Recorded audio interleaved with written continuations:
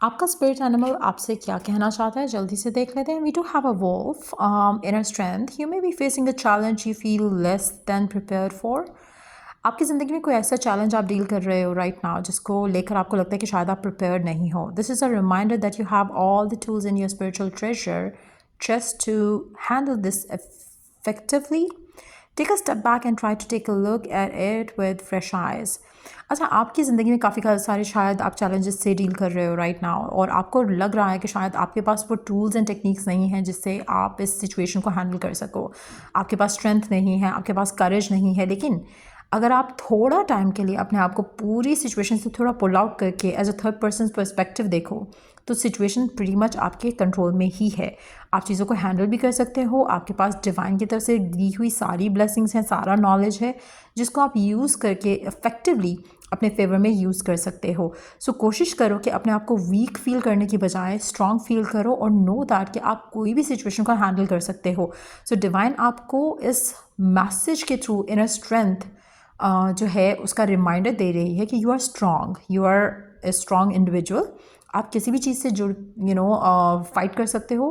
किसी भी चीज़ के सामने खड़े हो सकते हो, लड़ सकते हो. आप इतने स्ट्रॉन्ग हो कि आप अपनी चीज़ों को अपने हक में कर सकते हो. सो कहीं पे भी आपको वीक फील करने की ज़रूरत नहीं है. You have a divine support coming with you as well. और उसके साथ साथ आपके अंदर इतना करेज, इतना स्ट्रेंथ है कि आप किसी भी सिचुएशन से निकल सकते हो और अपने विशेस, अपने गोल्स, अपने डिज़ायर्स को अचीव कर सकते हो. लेट्स टेक के और क्या मैसेज है आपका स्पिरिट एनिमल का आपके लिए. Wow, we do have a raccoon letting go. The message has to do with those things to which you cling on. कहीं ना कहीं आपकी ज़िंदगी में कुछ ऐसी चीज़ें हैं जहाँ पर आप चीज़ों को छोड़ते नहीं हो. You get to carried away और to attach to certain things. कुछ पैटर्न्स हो सकते हैं, कुछ लोग हो सकते हैं, कुछ कनेक्शंस हो सकते हैं जिसको आप बहुत ज़्यादा ऑब्सेसिवली देखते हो. और मुझे लगता है कि it's time, it's a conformation, it's a message कि आपको इस सिचुएशन को लेकर, जिसको लेकर आप बहुत ज़्यादा ऑब्सेस्ड हो, आपको इस सिचुएशन को छोड़ना है राइट नाउ.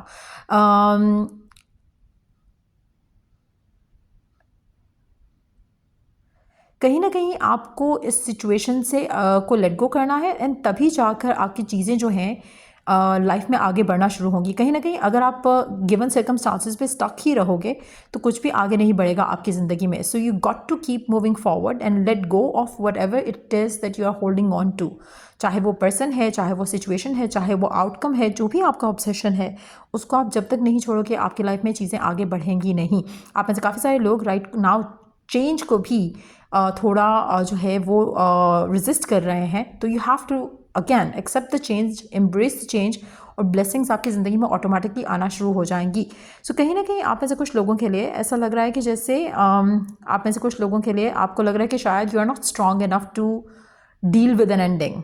चाहे वो वर्क के लिए है, चाहे वो लव के लिए है, लेकिन आप स्ट्रांग हो. आपको कुछ चीज़ों को पीछे छोड़ना पड़ेगा क्योंकि वो आपके लिए सही नहीं है. वो लोग हो सकते हैं, जॉब हो सकती है, एनवायरनमेंट हो सकता है.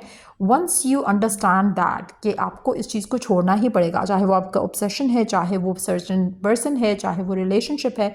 जब तक आप अपने आप को इस चीज़ से नहीं निकालोगे you would not be able to move forward. So ये हैं आपके स्पिरिट एनिमल के मैसेजेस आपके लिए. अगर आपको इस रीडिंग से हेल्प मिला है, गाइडेंस मिली है तो लाइक, शेयर, सब्सक्राइब ज़रूर करो. Till I do the next reading आप लोगों के लिए टेक केयर एंड बाय.